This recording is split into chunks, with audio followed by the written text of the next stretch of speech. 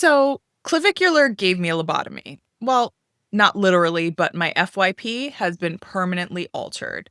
And this video is answering who is clavicular, what is Looksmaxxing, and why did this very intense 20-year-old streamer suddenly invade both my New York Fashion Week coverage and my brain. Today, I'm answering how did this get on my FYP? This is a new series where I take the hyper-specific things the algorithm throws at us and actually decode them. So you can talk to Gen Z like you're one of us, or at least have a translator. This all started during New York Fashion Week. I was scrolling through my usual backstage beauty, runway clips, and street style, editing my own content, and it's the normal Fashion Week cocktail of content. But then I see this clip of a male model live streaming backstage and starting to spiral because the female model next to him is taller than he is. And on stream, the comments are talking about how he's being height mogged, as in she's taller than him, so he feels like he looks worse just by standing next to her. And I'm watching this like, sir, it's Fashion Week. Models are often tall. What are we even talking about? And I watched the whole clip because I'm confused and curious, and this was a big mistake. The algorithm clocks that as interest, and suddenly my feed is full of this guy named Clavicular and a whole new vocabulary.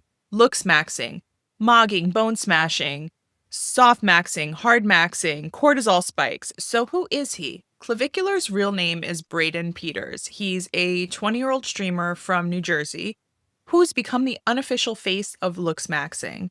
And he streams on platforms like Kick and Twitch, and those streams get chopped into short clips. And he's built a huge audience across TikTok and Instagram as well. There have been a number of media profile pieces describing him as an Incel celebrity and the Lord of Looksmaxxing.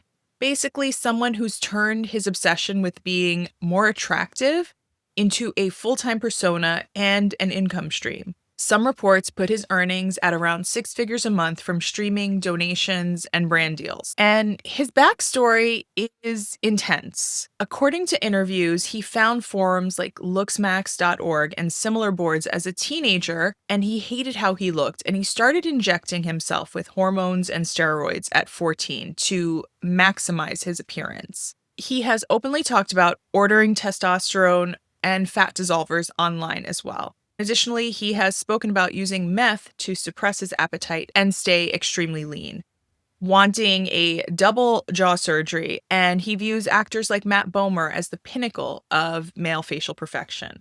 Now, recently, he made his runway debut at New York Fashion Week, walking for designer Elena Velez, which is exactly how he crash landed into my FYP in the first place. And then from there, he hit magazines, GQ pieces, TikTok edits, all of it.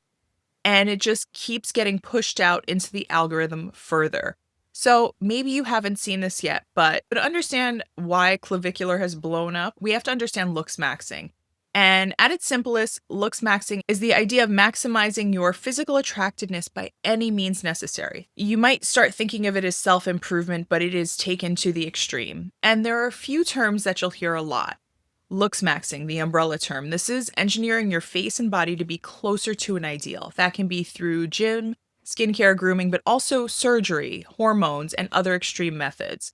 So softmaxxing, this is the lighter side. This is skincare routines, haircuts, lifting, diet, grooming, and style. Now think about normal glow-up culture, but obsessively optimized. And here we get hardmaxxing. This is the extreme side, cosmetic procedures, jaw surgery, chin implants, fillers, even limb lengthening. This is where big money and big risk show up. Then there's the language, mog or mogging. From mog, alpha male of the group, to mog someone is to be so much more attractive that they look inferior by comparison. So you can be height mogged, someone is taller. Frame mogged, they have a bigger, broader build, or even jaw mogged. And then looks matched is when two people are around the same level of attractiveness, usually used for couples.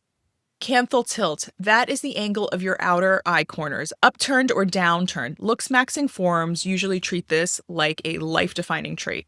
Mid-face ratio, the space between your eyes and your mouth, are measurements for harmony.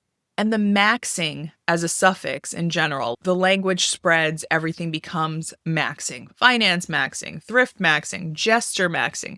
Some of it is serious and some of it is just meme culture. On the surface, it can sound like just another hyper online fitness glow up trend, but when you look closer, especially with somebody like Clavicular, it can slide into much darker territory. Let's talk about the part that made me, as a beauty and wellness person, go, okay, this is not just contour. Clavicular talks a lot about bone smashing, literally hitting parts of his face, like the jaw and cheekbones, with a hammer or hard object to create microfractures that he believes will heal into a sharper, more masculine bone structure.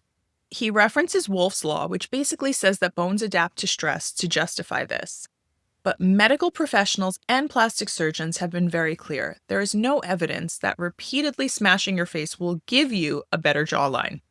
You are far more likely to cause actual fractures, asymmetry, nerve damage, or need reconstructive surgery. And articles literally describe a bone smashing trend where young men are hitting their own faces with hammers because they saw it online. And mental health experts call Looksmaxxing a social media-driven body dysmorphia trend that can spiral into self-harm. And again, he's not just doing this privately. This is content.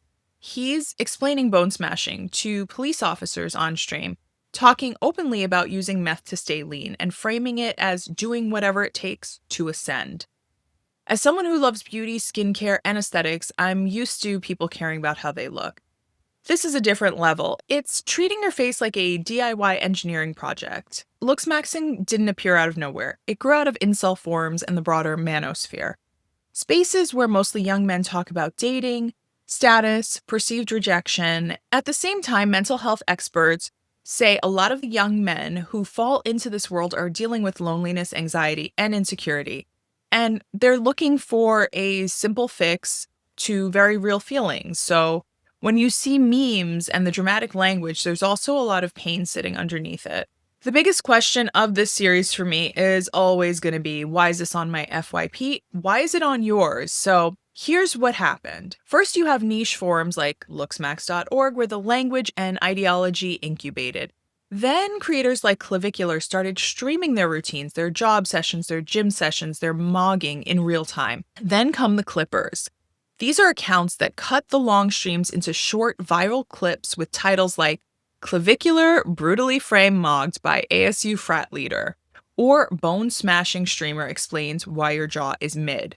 So Clippers push these edits to TikTok, Reels, Shorts, and they make money and grow by posting the most extreme, ridiculous, or shocking moments. Now add New York Fashion Week. He walks for the Elena Velez show.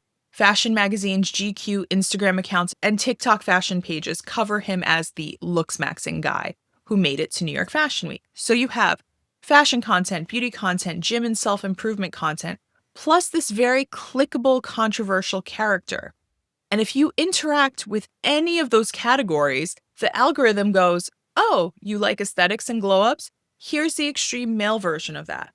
That's how someone who started on incel-adjacent forums and niche streams ends up on my Fashion Week FYP, and maybe even on yours too. So here's where I want to zoom out for a second. And yes, you can think of Looksmaxxing as a new word for something men in media have been doing for decades, turning their bodies, faces, clothes, and status into a project. We've seen versions of this in media. Patrick Bateman in American Psycho, skin maxing, suit maxing, status maxing, and losing his entire moral compass in the process. Jay Gatsby, wealth maxing, lifestyle maxing to win love. James Bond, amazing suits, gadgets, grooming, all perfectly optimized. And then Don Draper, presentation maxing, where the suit and the hair are his armor over a very empty core. Now, the difference is there is a shared hyper-specific language for this, and it's happening in real time, on stream, in front of thousands of people, and it's being fed to teens and young adults by algorithms that don't care why you're watching, just that you are. The obsession isn't new, but the scale and the speed absolutely are. As someone in the beauty and aesthetic space, here's where I land. Wanting to feel attractive is human. Taking care of your skin, working out, learning your angles, that's all fun. But when your entire life, health, and personality go on the altar of the perfect jawline or perfect frame, that's not self-care anymore. And the scary part of Looksmaxxing isn't just the hammers and hormones. It's the message that if you're not a Chad, their name for the top tier, most attractive male, you don't deserve love, respect, or a life that you enjoy. And that's just not true. So, why is this in my FYP? Because I watched one Fashion Week clip of a guy freaking out about being height mogged, and then clippers, algorithms, and media coverage did the rest. Why it might be on yours? If you engage with beauty, fitness, globes, or men's style content, the platforms assume you might want the extreme version, even if you never asked for it. So now if you see a Gen Z guy at brunch saying he's just here to mog, or a clip of someone explaining their hardmaxxing jaw routine, you'll actually know what they're talking about and what's underneath it. So if you found this helpful, I'm turning this into a series called Why Is This in My FYP? So comment the next niche or weird trend that your FYP keeps pushing at you, and I'll do the rabbit hole dive so you don't have to. Thank you so much for joining me today, and until next time, stay glowing.